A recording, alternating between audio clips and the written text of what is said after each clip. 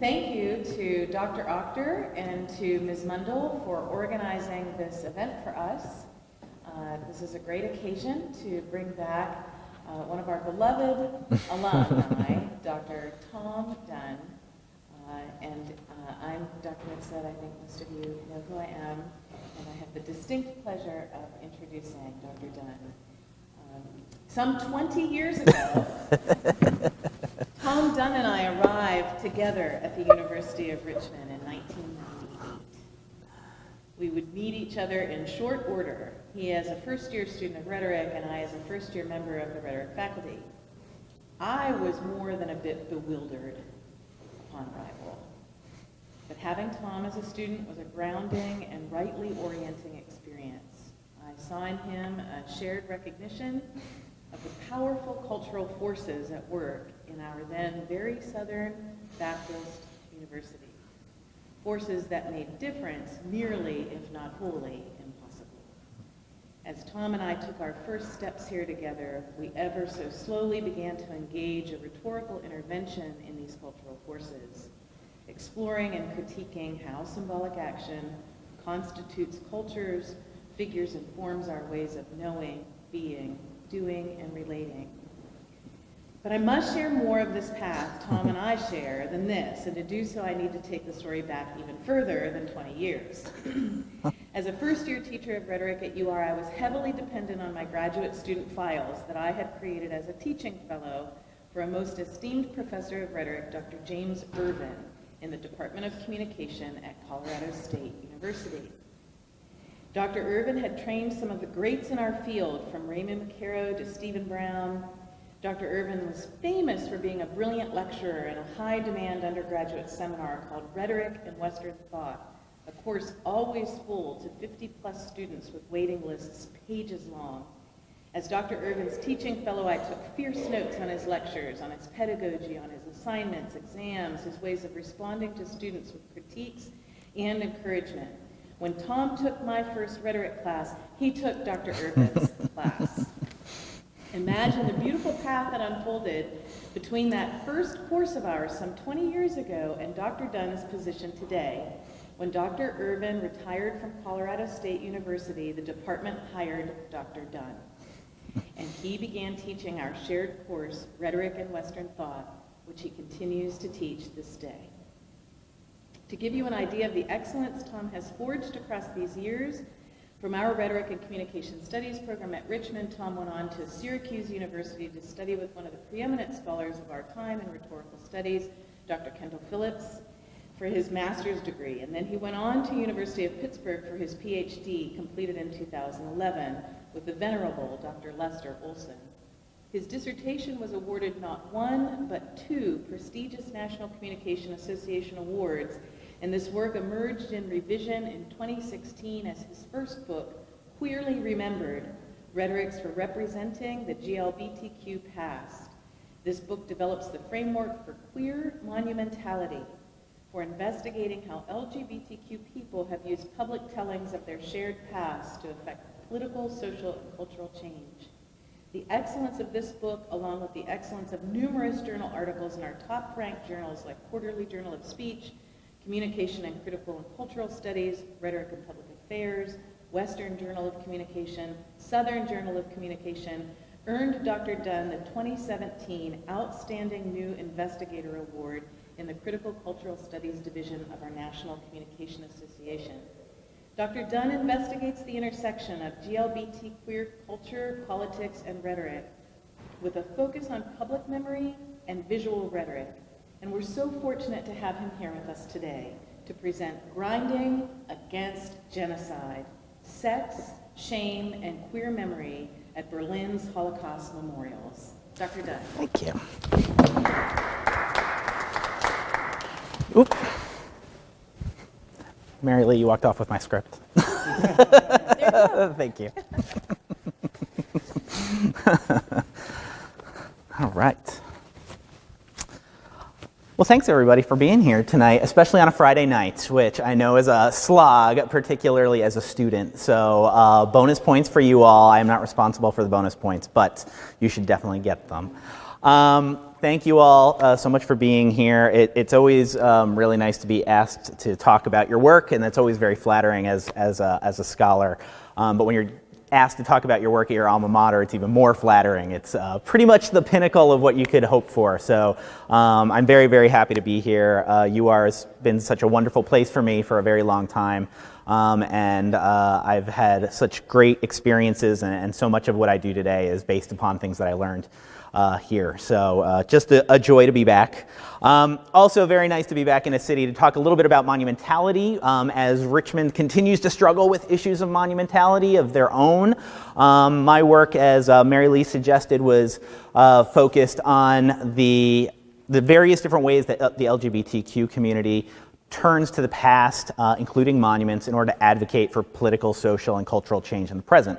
And so while some of my work is more tangentially related to some of the debates that are going on in the city, I'm hoping tonight maybe we'll touch on some things that inform that debate somewhat and move that conversation onward. But it's so great to see that the UR community is so engaged, and this department in particular is so engaged in moving beyond some of those old expectations on how we think about those historical places.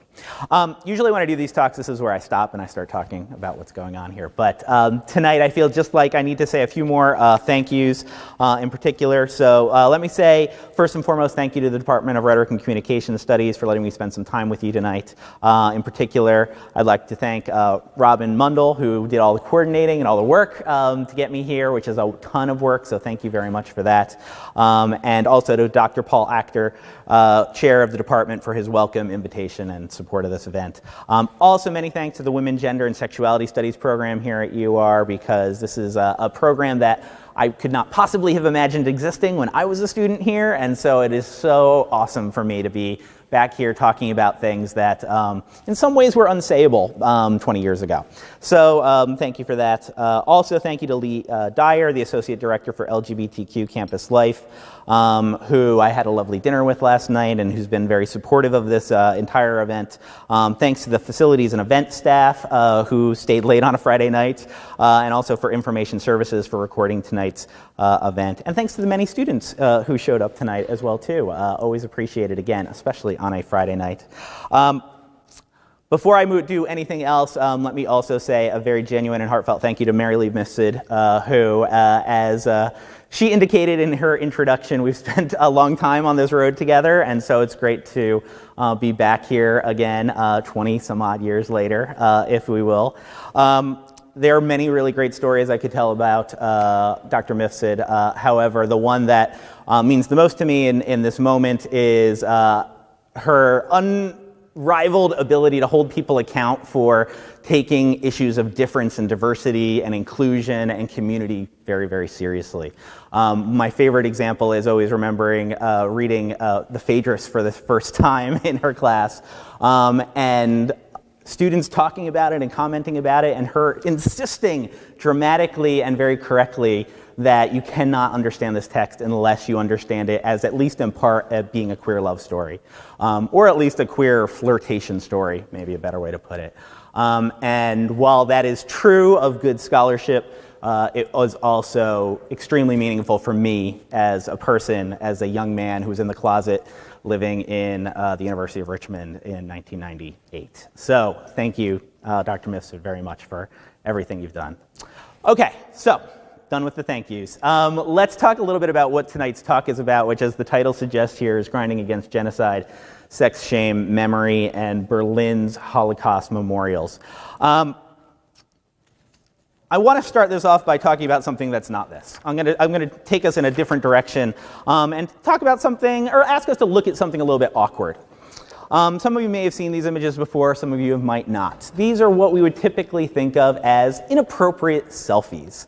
So if we sort of move left to right here, we've got a young man taking a picture of himself at a funeral, his grandmother's funeral to be precise. We have another young man who is taking a picture of himself while his teacher is having contractions in the classroom. Two young women in county lockup, a young man in the radiation zone of Chernobyl, and two young people taking selfies at the Auschwitz concentration camp. One outside and one literally in the gas chamber.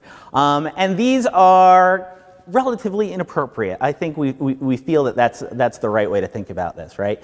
Most of us would be a little embarrassed to be these people, and the internet has done a good job of making these people feel a little embarrassed about the issues that are going on here. So as you look at these, I want you to just kind of think in your head, what do you see when you think of these images, right? As a rhetorician, I see a sort of classic example of a failure of decorum, right? This is an example of people who are breaking the unwritten but widely accepted behavior of good taste. Some of us might just see bad people, immoral people, doing things that show ignorance and disrespect. Some of us might think these are just bad judgments and might have something to do with the age of the people photographed or the particular place that they're in. And some of us might frankly not see anything at all. This might not actually be that big a deal, depending on what our interpretation is. But what I want you to think about is, regardless of what your response is to this, do any of us think that what's going on here is an example of valuable, positive, productive, good social work? Or maybe to put it another way, are there certain things going on here that we might view as valuable to our public culture? And I want you to keep that question in mind as I show you another set of images. These images right here are taken from the 2011 website called Totem and Taboo. The site collects and features hundreds of these kind of photographs, which are associated with a highly diffuse phenomenon that's typically referred to as Grindr Remembers the Holocaust. All of these images vary a little bit in their differences, but they almost have enough similarities to constitute what we might think of as a genre. And that genre includes three parts, right? They all feature men largely under their 40s, or under the 40, most of them being white, although not exclusively. They're all taken on site at the Memorial to the Murdered Jews of Europe in Berlin, Germany, one of the world's largest and most visited Holocaust memorials. And interestingly enough, the other thing all of these images have in common is that they've all been posted to Grindr, which, if you don't know, is the world's largest hookup app for gay men, or men who have sex with men. So let's put that all together just to make sure we're clear on what's going on here, right? These are images of men from around the world who visited a Holocaust memorial to millions of murdered Jews and taken a picture of themselves there as part of an effort to help them have sex with other men or a single man. And so I ask you, do these images make you feel uncomfortable like the other ones did? Do they seem inappropriate to you? Do we feel the need to judge these men? And if you said that to the first category of images, I'm going to guess you probably would say that about this. But what I want to talk about tonight in the time that I have is how I think these images, these Grindr Remember the Holocaust images, are actually significantly different than the earlier category. That these are not the same kind of images, that there are different things going on between these two different categories, despite the relative similarities we could draw across them. And in fact, I want to argue that in ways that the earlier selfies do not, these images are doing something meaningful, something productive, and perhaps even something positive in the world if we think about it correctly, right? More specifically, I will argue tonight that by introducing sex, particularly queer sex, into both the spaces and representations of Holocaust memorials, these apparently queer men, both consciously or unconsciously, offer us the means to unstick or unclog the long-standing problem between sex and shame at the heart of the Holocaust.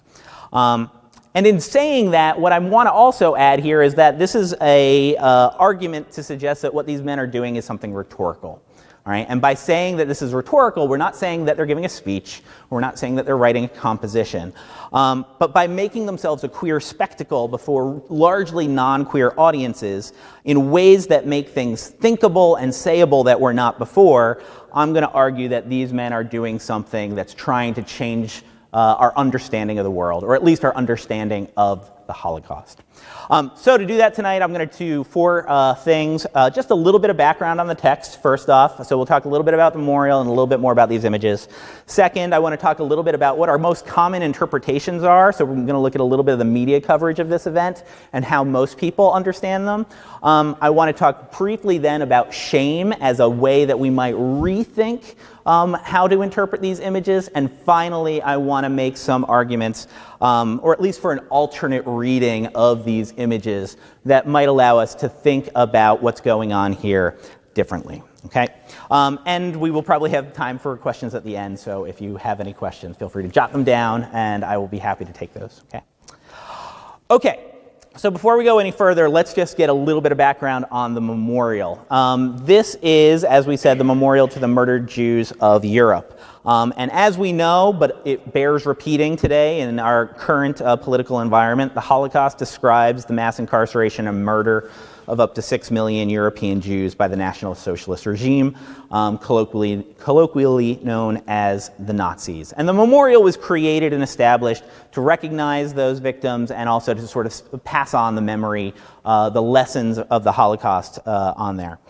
A few things. The monument was built in 2005. It was designed by architect Peter Eisenman, who is a famous New York-based U.S. Architect. If any of you have been to Berlin, the monument is located in the center of the most touristic part of the city, next to the U.S. Embassy, across the street from the Tiergarten, a block from the Brandenburg Gate. And so as a result of that, the memorial itself tends to get somewhere between 500,000 to 1 million people who visit it on a yearly basis. So it is a very well-traveled site, a very popular site, a place a lot of people go. Okay. But while this is such an interesting memorial, and if you haven't had the chance to go to Berlin to see it, I highly encourage you to do so. This talk tonight is not exclusively about the memorial itself. It's actually about the representation and the physical engagement with the memorial that these images are doing and how these men are using the memorial to do this rhetorical work. So in that way, it's more important, I think, for us here as we move forward to talk a little bit more about what happens with Grindr Remembers the Holocaust. So this event is a little unclear when it launched, right? As a lot of these sort of phenomenon or social movements happen, they spring up kind of quickly and surprisingly. Obviously, logically, we could assume this took place somewhere between the 2009 launch of the Grindr app and the 2011 creation of the Totem and Taboo website. So sometime between 2009 and 2010. How somebody got this idea to start doing this, I have literally no idea. And I am pretty sure the best research I did in the world, I could never figure it out. This is lost to the history of social media, but we could make an educated guess to say some guy was passing by this memorial and for some reason decided to take a picture of himself in front of it, put it on social media. Somebody else thought it was interesting or cool or effective and replicated that as well too. And for reasons we will get into perhaps a little bit, it replicated several hundred times from there. At my best count, at least as of 2014, there are at least several hundreds of these images that are in wide circulation or that have been collected by Totem and Taboo. This number, however, probably doesn't capture a lot of the images that have not been as widely circulated or images that have been taken down since then, or even ones that have come since 2014, which is probably the height of this phenomenon overall. One other important thing to know, one of the things I find most remarkable about the phenomenon of Grindr Remembers the Holocaust is that this phenomenon went on for years and years relatively without anybody paying attention to it. It wasn't until 2013 that the Daily Mail, among some other publications, got a hold of this subcultural activity and published a relatively strong commentary against it, that all of a sudden it received wide public scrutiny. And so in the weeks and months to follow, global media latched onto this phenomenon, wrote a series of essays, a series of interviews, and of course, given the subject matter, produced a series of photo galleries sampling some of these images and sharing them with what I'm going to call tonight the wider heterosexual public sphere. That includes a broader community of people than just that, but we might just think of it as the mainstream media and the people who are likely to engage with the text in that way. There are lots and lots of places we see these kind of stories, including Salon, the Huffington Post, Jezebel, BuzzFeed, MTV, The Guardian, and countless other smaller blogs and websites. This is also something that is highly circulated within Jewish and Israeli media, and this is something that there is a significant production of individual social media contacts about, right? There's a lot of individual people commenting on this on social media. So then just to summarize really quickly, no one seemed to particularly care about these images until they became available to the wider public sphere. And as we might suspect, this did not go over particularly well when it did. And so I'd like to just spend a few minutes talking about what are some of these standard interpretations of what's going on in these images when we take them out of the queer counterpublic and move them to the public sphere.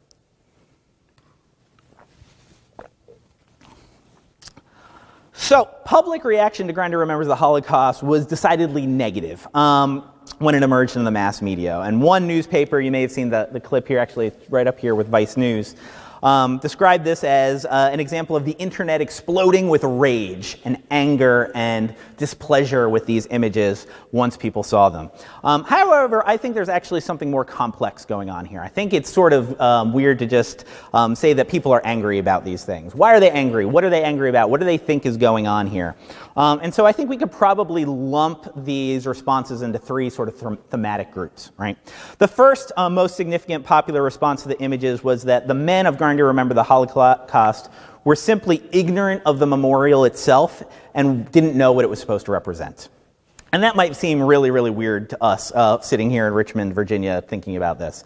But if you're on the ground in Berlin, that might make more sense, particularly because the architect Eisenman here uses this project as an attempt to try to break the mold of what a standard memorial, how that functions and what it looks like, largely because the Holocaust in his mind and several others is hard to represent or nearly unrepresentable. Therefore, we see a lot of things missing in these memorials that we might see elsewhere, right? It's a very postmodern design. It's very nondescript. It doesn't feature columns or statuary or filigree or anything like that. There's very little signage that tells us what this actually is when you walk past it. And it is a huge installation, as I think this image kind of captures here in the middle of the city, which makes it feel kind of like a park. So if you really don't know why you're walking into it, it's possible that maybe you don't know what it's supposed to be. And some of these media accounts sort of suggest this is what the major explanation for these images are. Vice News, for instance, has one interviewee who characterizes that it makes sense that some careless person walking through the most touristic part of the city would see that and think it's cool. And somebody else echoed, I think that's probably what's going on here. They don't know what it is, they just think the location is cool. So ignorance on one hand is one of these interpretations. Oops, got a little bit ahead of myself, sorry. A second and common interpretation of Grindr Remembers the Holocaust in the public is that these men are also ignorant, but more ignorant more broadly, ignorant about the Holocaust in general, right? So a second interpretation would be that these men just have no idea what the Holocaust is, let alone what the memorial is supposed to represent. And this argument falls under a relatively common discourse that we hear, particularly in Germany over the last couple of years, about what's called Holocaust fatigue. Which suggests in a variety of ways that there is a generational move away from feeling responsible to remember and engage with the memory of the Holocaust.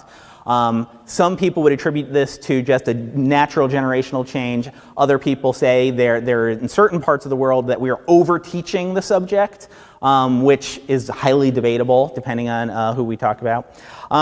But this is a legit concern of many educators, particularly in Germany. It is also very important to note that this is a talking point that's used by the far right in Germany as well, too. So we want to kind of be careful about giving it too much credence, but it sort of spans the political spectrum there across the board. But we see this interpretation come through a lot when we look at these Holocaust images from Grindr Remembers the Holocaust. Coverage in the Daily Mail, for instance, seems to focus on the view that these men, quote, the men pictured seem to display a certain amount of cultural and historical ignorance. And another newspaper said that some people have very short memories, and it's one reason why the humans appeared to be destined to repeat similar abominations with every generation. So there's this very common rebuke to say these men just don't understand, they have no memory of all these things that mattered in history. The third interpretation, and the one that I think is by far the largest of these interpretations, is that these men knew exactly what they were doing. And largely that these men knew exactly what they were doing as a harmful or willful act of protest, injury, insult, harm, something like that, right? More precisely, several critics believe that these men are breaking a taboo for a sexual thrill.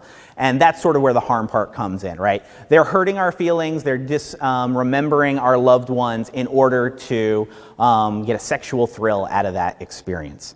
And this is fairly widespread across the coverage, particularly through interviews and comments of people on these articles that we see. Salon magazine, for instance, actually labels this an odd Holocaust fetish. And so the usage of the word fetish sort of brings it into a different realm that mistake or ignorance does. Indeed, the word fetish, perversion, sickness, hedonism, alienation, all of these words appear significantly in the text across the board. And so there's some real meaning behind this that we need to unpack. But the important thing to take away from this is that in all the three of these major interpretations, none of them give these images any redeeming value. All of them are bad, and bad is the only way to sort of interpret what's going on here. At its best, these are tragic. This is a tragic mistake that somebody made, but at its worst, it's a willful act of harm for sexual arousal's sake. And yet, I want to disagree. I do not think that this is any of these are a particularly compelling argument. And we need to be clear that when I'm making this counter argument here, there are hundreds and hundreds of these images. I am fairly certain you could cherry pick 1, 2, maybe even 10 images that would make some sense to one of these previous interpretations. But when we take them as a whole, the arguments I don't think particularly hold up. They're fairly inadequate for a couple of reasons. One, yes, there is certainly some ignorance about the memorial, but it has been around for quite some time by now, and it is right in the middle of the city, and it is one of the most popular tourist destinations in the city. So there's a certain limitation to saying, oh, people just wander through Berlin all the time and stumble upon this thing. Most people have some sense of what it is. It seems very unrealistic to say that all of these men would be making the same mistake over and over and over and over again in the same exact way. And the Holocaust fatigue argument also doesn't quite seem accurate across all of these hundreds of examples. Another interesting point, the number of these images that circulate online actually go up once they hit the mass media. So if it was a mistake, you think people would say, oh, I'm so sorry, I didn't mean to do that, and pull it back. They're doing it more after it becomes popularized. So that's a bit of an issue here as well, too. And while I do think sex is definitely a part of this, it is not about being harmful, and it's not about being disrespectful. That's my interpretation, at least.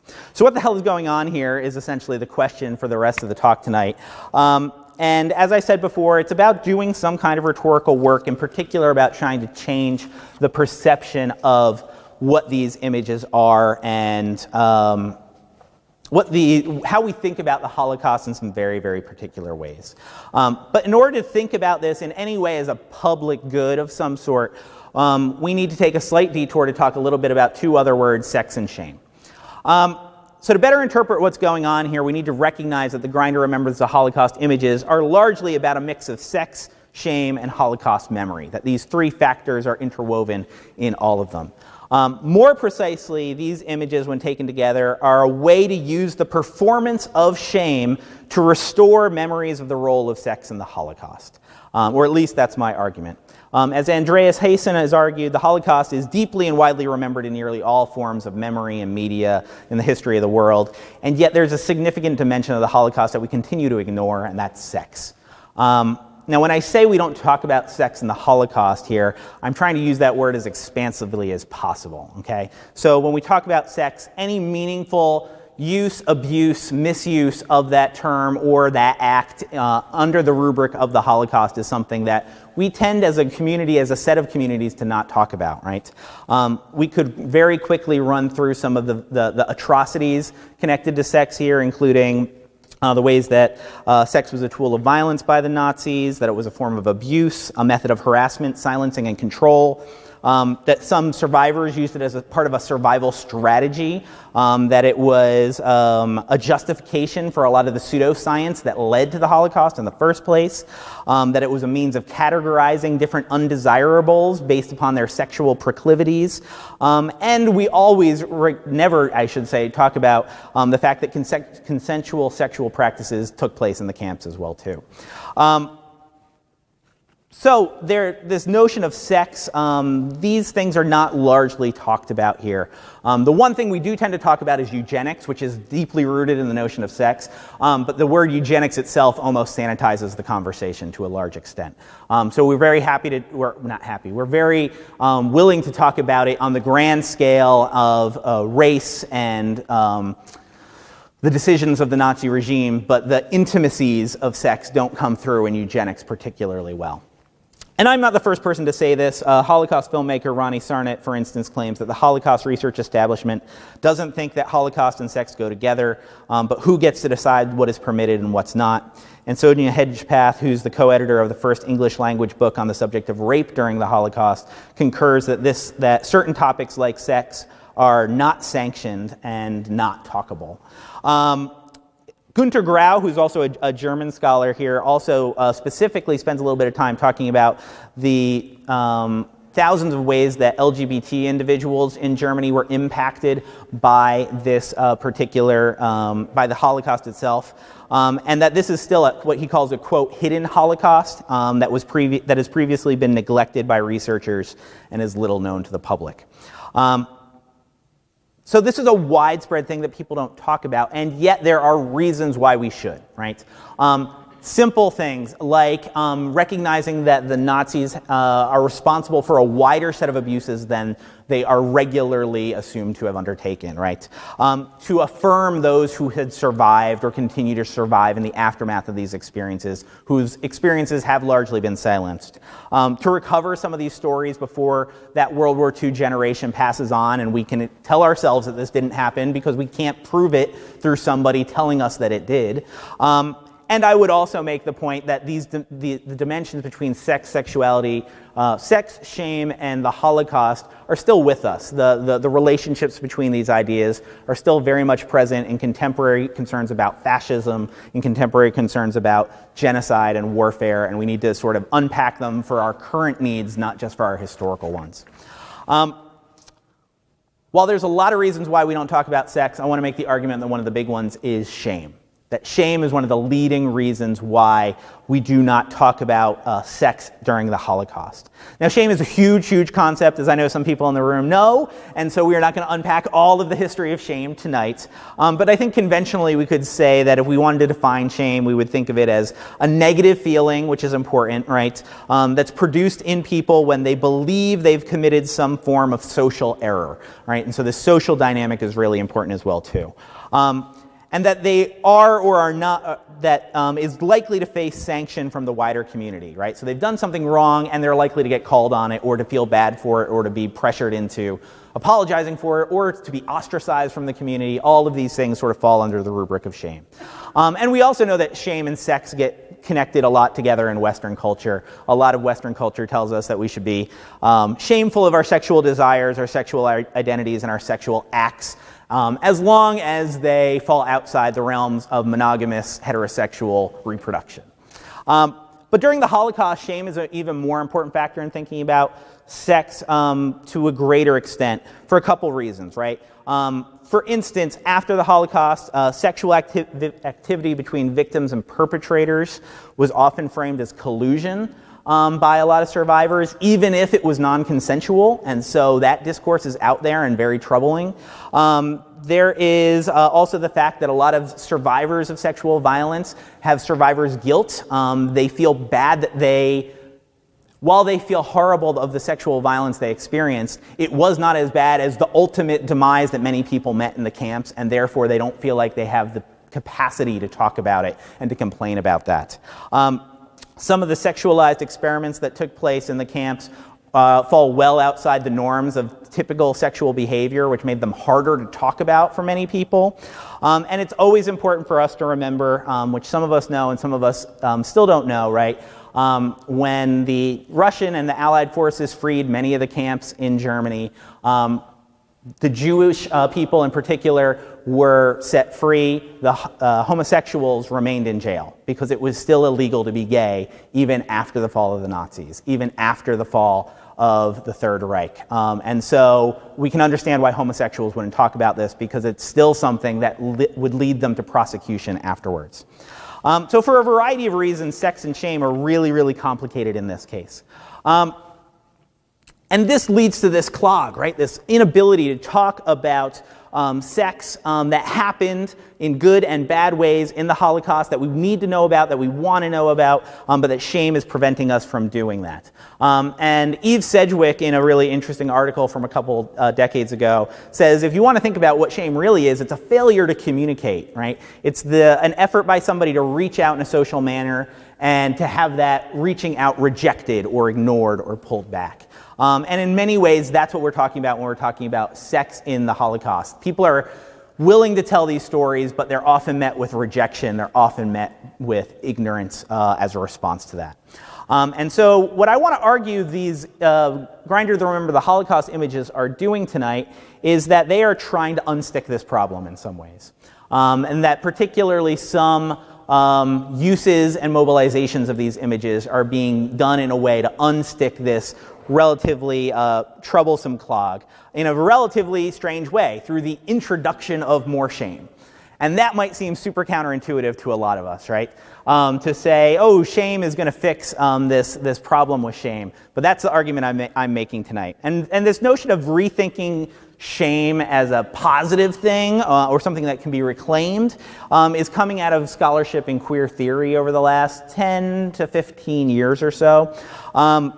In particular, queer theorists tend to have two things to say about shame. Number one, that our reliance on pride as a catch-all to help us deal with all things in the past is flawed, right? That everything we've done in the past is not something we feel proud of, that everything in the past is not necessarily something that pride helps us talk about. And so to really be able to engage with our past fully, sometimes we need a broader vocabulary than pride or survival or struggle, these very pride-driven terms. And the other part of this is that shame can offer us, and particularly LGBT or queer individuals, opportunities to do productive and good things if we understand shame more complexly. Now, if this seems super odd to you and super weird to you, you are not alone at all. This notion of sort of reclaiming shame is something that even people who are really sympathetic to queer scholarship are a little worried about, are a little concerned about. There's a lot of potential wrong that can come with this effort to try to reclaim shame. And I would put myself in that category as well. It's a dicey concept, and it's hard to figure out. However, in this particular context, I think shame is something that's gone to as a resource that is of value and that's of importance, and I want to explain a little bit about why that is. To do that, we just need to talk really quickly about the two ways that we might rethink shame as being productive, as being useful. One way is, and this is following Aaron Rand, who in turn follows Eve Sedgwick on this notion of shame. One, to affirm those who've been shamed in the past, that shame can help affirm somebody else who's already been shamed. And number two, to redirect shame back at those who attempt to shame others. Okay? So, let's see if we can explain these in a way that makes sense. The first point here is affirmation, right? The performance of a shameful act is often thought of in a bad way, but when we perform shame, we can actually be doing it in a way that affirms others who've already been shamed by the community. Primarily, this is a way of creating a social bridge between two shamed people. And so by choosing to do a shameful act, you can join another person who's already been shamed. And if I can get this to work well, I'm going to show you a very awkward, but I think effective example of this at work here.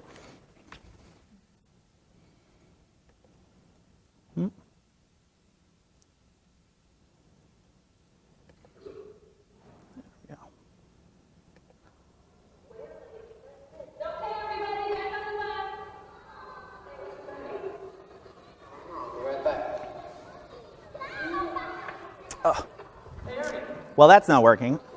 Okay. Well, okay, for some reason that did not work. But that's okay because I can explain the situation really well. How many people have seen Billy Madison?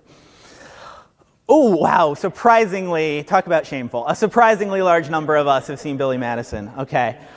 There's a relatively famous scene in Billy Madison in which Billy's friend, whose name is Ernie, is sort of left on the side, and this young boy has peed his pants on a school trip.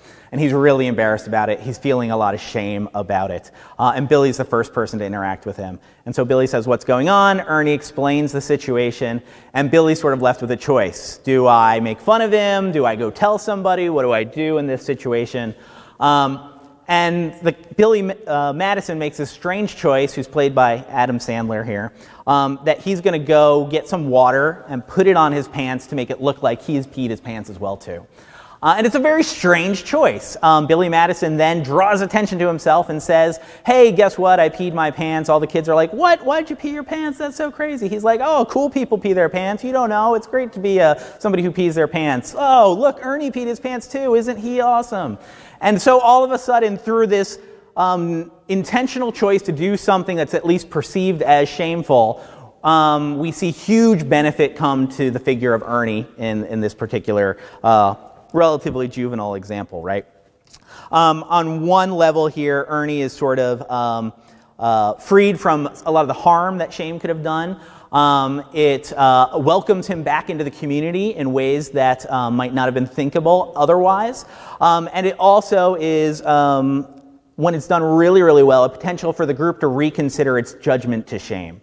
And so these relatively young kids all of a sudden are like, wait, do I know how the world works? Maybe I don't. I'm making some different assumptions about that. And so that's one example of shame that we want to be mindful of. Oh no.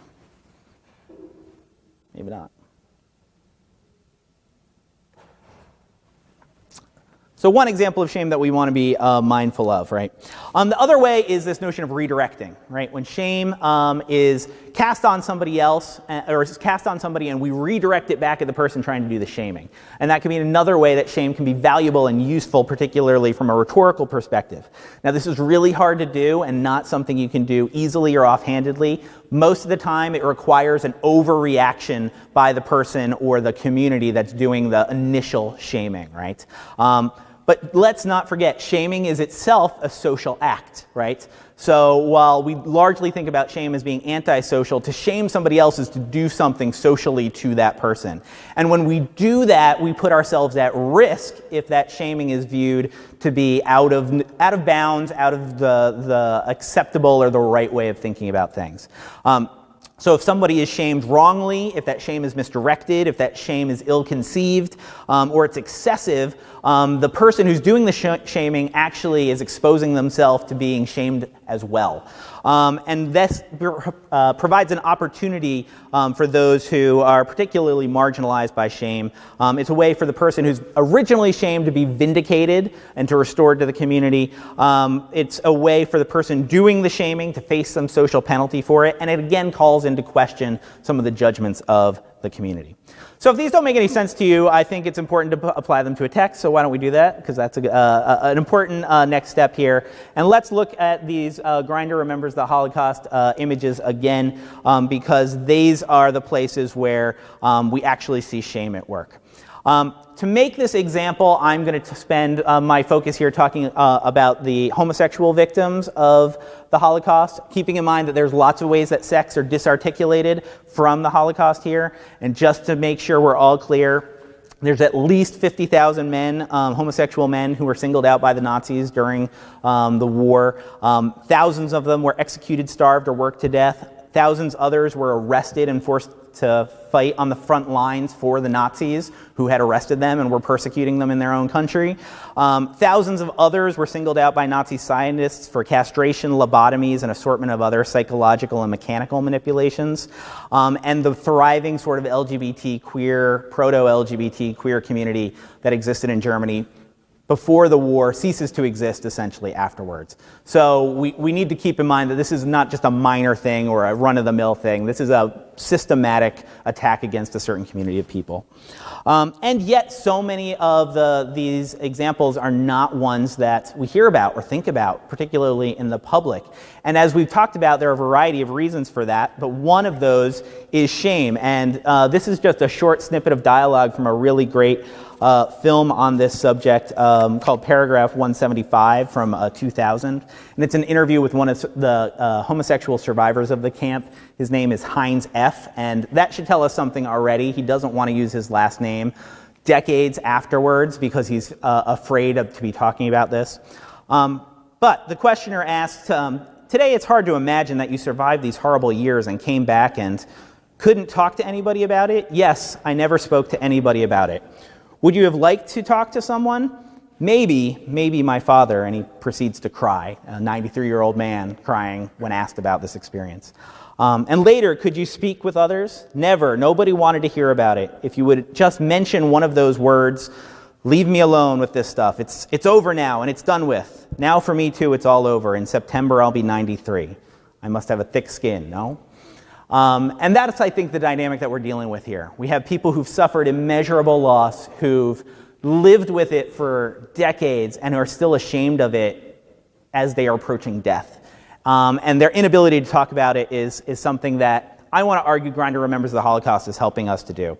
So how do they do that? I think there's two important ways to do that, right? One, I want to make the argument that Grindr Remembers the Holocaust has an affirmative use of shame if we see it as a successful effort to restore the queer memory to the Holocaust, to help this man's story be re-remembered when we think about the Holocaust, when we visit that site, and when we see it, right? And this happens in at least two ways, right? On one hand, this affirmation happens through the incitement to discipline. And any of us who have read Foucault, and I know even some of the students have read Foucault in this room here, know that sometimes one of the best ways, as Foucault has shown, to draw attention to something is to have somebody else try to stop you from talking about it, right? The disciplining attempt to close down, shut down, eliminate the discussion of something can, in certain circumstances, particularly around sex, explode that amount of discourse. It actually creates and generates more discourse because people are talking about, we got to stop this, when they weren't talking about it at all in the first place. And so just like in Foucault's earlier work and earlier examples about this, I would make the argument that Grindr Remembers the Holocaust in one way does this work, right? It is a scandalous public act that draws attention where it had not been to something that they needed to pay attention to. The ways in which sex and shame and memory come together, particularly in the site of the Holocaust. And so when the Daily Mail or Vice talk about an explosion of rage, there's a way to read these images as saying, yes, this is exactly what some of these men are doing. And particularly some of these sites like Totem and Taboo that collect these images and circulate them in the right way to get that kind of response from the media. So to put it another way, Grindr Remember the Holocaust invites conversation about gay sex and the Holocaust. It occasions talk about these issues, even if that talk is primarily focused about disciplining the unruly queers in this somber space. And through attention, we find a form of affirmation, right? By drawing attention to something, we're at least saying you are no longer forgotten. You may not have your story told, you might not be held up as a hero, but your story is not forgotten anymore. We are going to draw attention to that. Another way to talk about this, which I would put my own self in, is that a lot of work talks about how shame can be used to create a community of the shamed. And we've seen something like this in the Billy Madison example here. There's ways to use shame to build community and not just to destroy it. And we see this happen in a couple different ways in the Grindr Remembers the Holocaust images. The two that I think are worth mentioning right now is that the images create an occasion for largely gay men, largely men who wouldn't be interested, who wouldn't perform these acts or do these acts most of the time, to feel the need to defend the acts of these men, right? That particularly online, when we see this media explosion about all these horrible, ignorant, vicious, mean gay men who are doing these things at the memorial here, that we see a large gay community online fight back against these assumptions, particularly in the comments of these sites, right? And so, we have a lot of different examples of people saying, if you're gay, this would certainly be one way you would remember something, get off their backs. We have somebody else who says, I don't give a fuck about this is not a problem, you should definitely calm down. Mazel tov, by the way, I'm also Jewish and gay.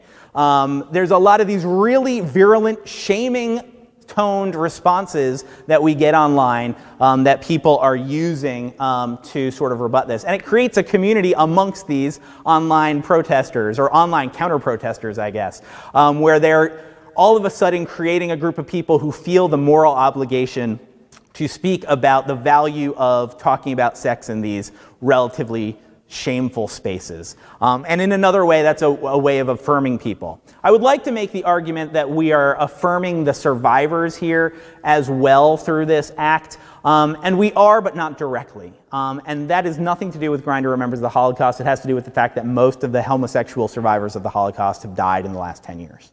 So publicly, those who have publicly talked about their stories, we don't have anybody to tell these stories anymore.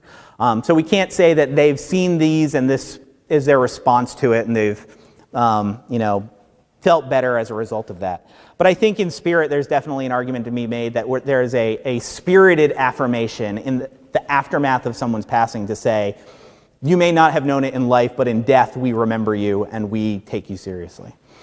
The last point I want to make here is that Grindr Remember the Holocaust can also use shame productively when it's redirected against those who do the shaming.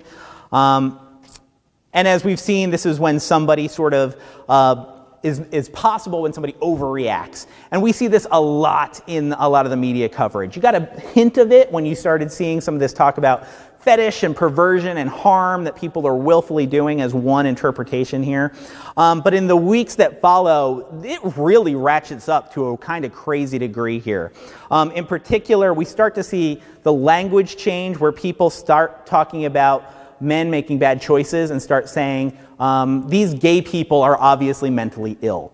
And so this is an old argument that we're going back to all of a sudden in the moment of shaming that brings a lot of loaded assumptions with it and a lot of problems with it.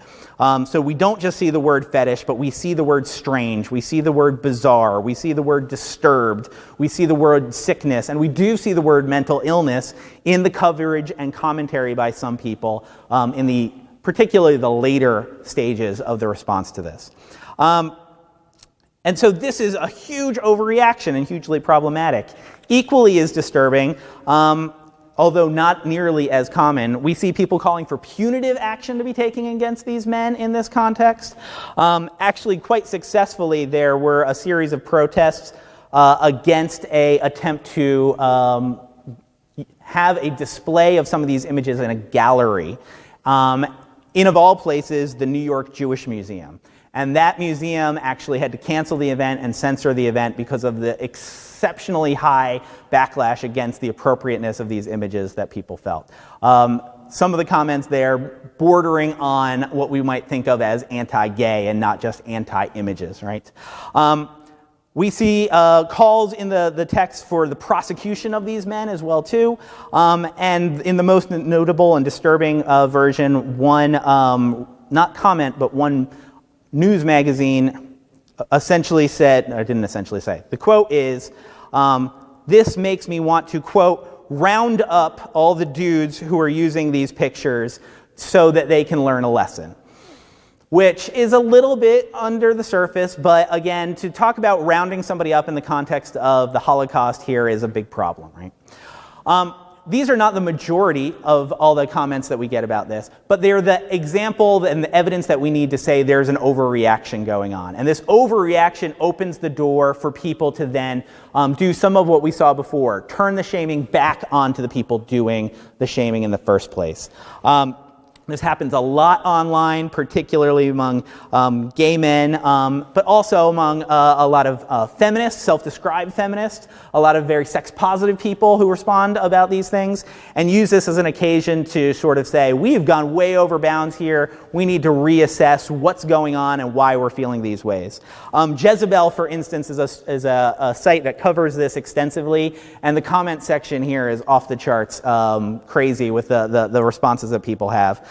Some of my favorites, quote, "How the hell does anyone who is offended square that with making a rather obvious attack on the proclivities of a group that were just as much victims of the Holocaust as the others were," right? To sort of say, we are literally attacking people who are victims here in order to feel better ourselves about what's going on. Somebody else adds, quote, "Just remember the next time you mention Nazi concentration camps that they don't end for homosexuals at the end of the war like they did for everybody else."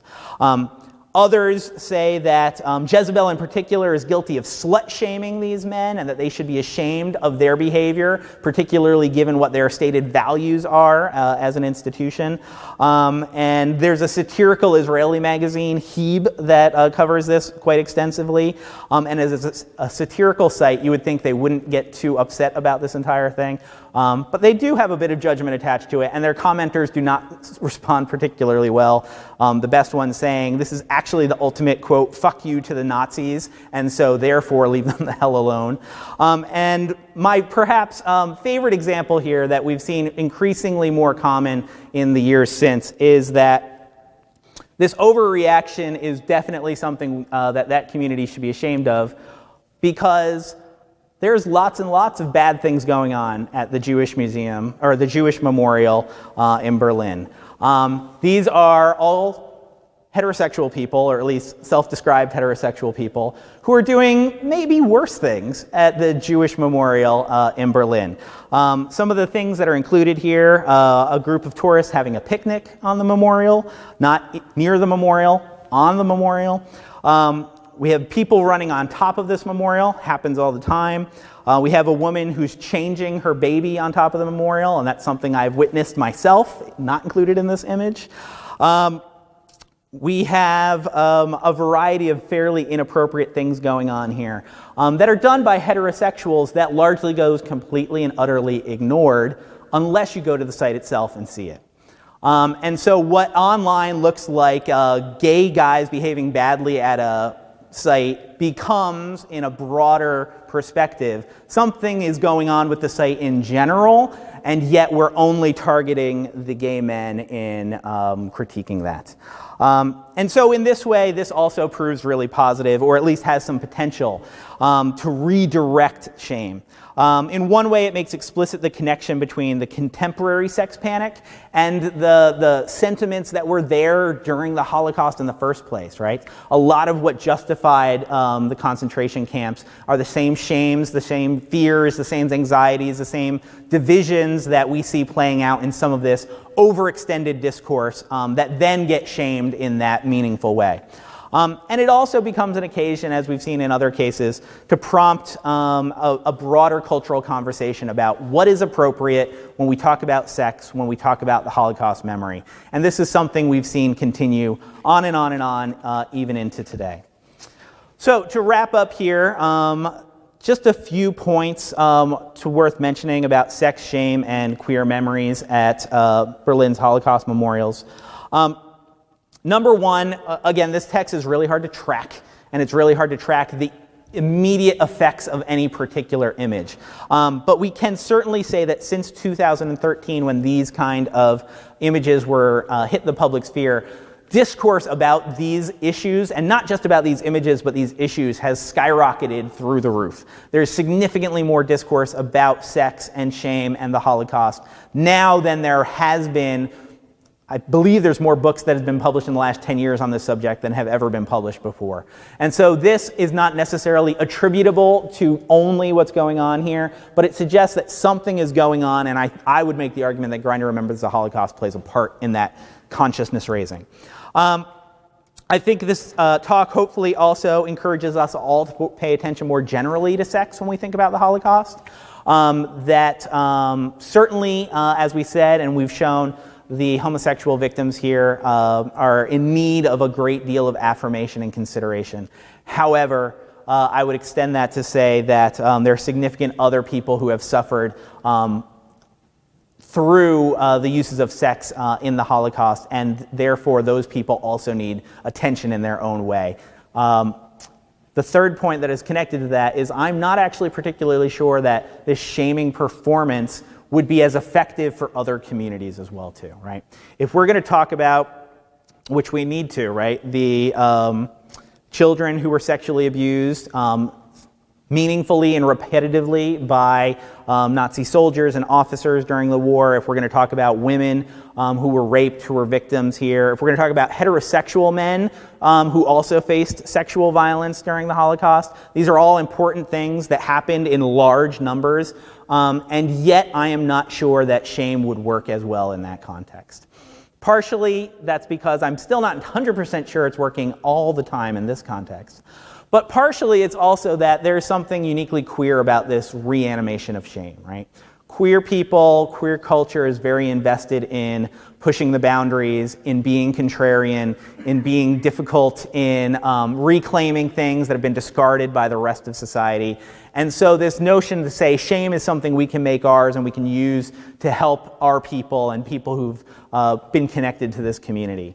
I'm not sure that culture exists across the board for the other people who've been affected by this, and so I am still unclear whether this notion of queer shame is something that could actually be valuable in doing that kind of work. However, that said, I think the study of queer shame and shame generally is one that is understudied, that there's a lot of interesting work that can be done here. That it's great when we pay attention to shame as a negative thing and how that affects our lives and our society. But in our assumption that it's always negative, we lose opportunities, particular rhetorical opportunities, to do something different and do something powerful with that. And so with that, my last hope for tonight is that if you come across these images somewhere else or something like them, we might take for a moment the possibility that there's something else going on here besides horny guys at a Holocaust memorial, right? That's what's going on here is potentially an act of politics, potentially an act of queer world making, and potentially an act of making the world a better and queerer place. So thank you for your time tonight, and thank you for your attention, and I'm happy to take questions.